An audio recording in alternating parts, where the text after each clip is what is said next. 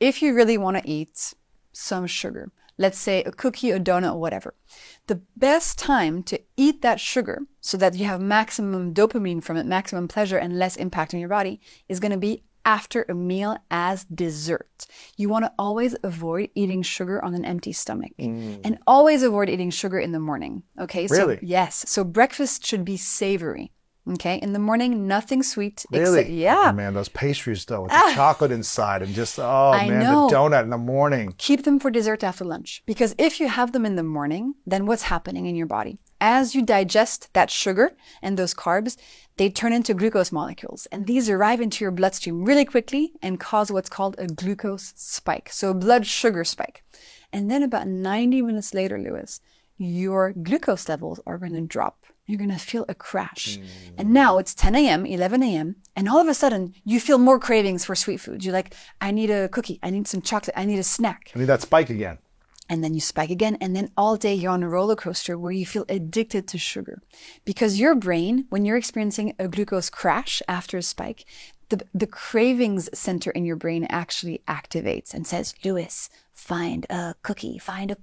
And you want to avoid that, because then you cannot fight against the craving center in your brain. It's so hard. Yeah, that center is very powerful.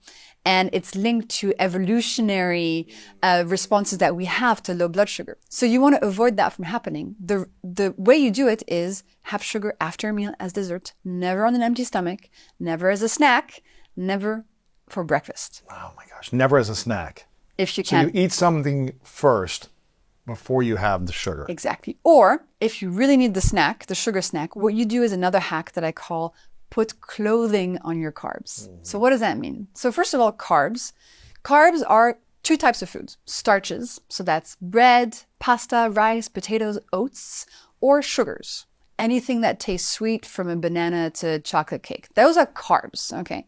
When you eat them on their own, for example, a slice of cake on its own, or a bowl of pasta on its own, well, carbs break down to glucose molecules. So those naked carbs, very quickly, they end up as lots of glucose in your bloodstream, therefore a glucose spike.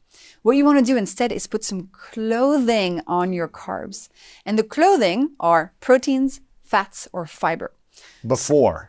Or with them. You can have them before or with them. So for example, You could have a bite of cake, but then have something else. yes, of you could, fat within that. Yeah, you could have like some Greek yogurt with the chocolate cake, or with the bowl of pasta, add some chicken or some cheese or some spinach, right? Put clothing on your carbs. Don't eat it naked. Exactly. Never eat your carbs naked so that they don't cause as big of a glucose spike. Because when you put clothing on those carbs, digestion happens more slowly. So you're still eating the carb that you love with less impact on your glucose levels. And this is just one of many different hacks that I have that help us eat the stuff we love with fewer consequences on our physical and mental health.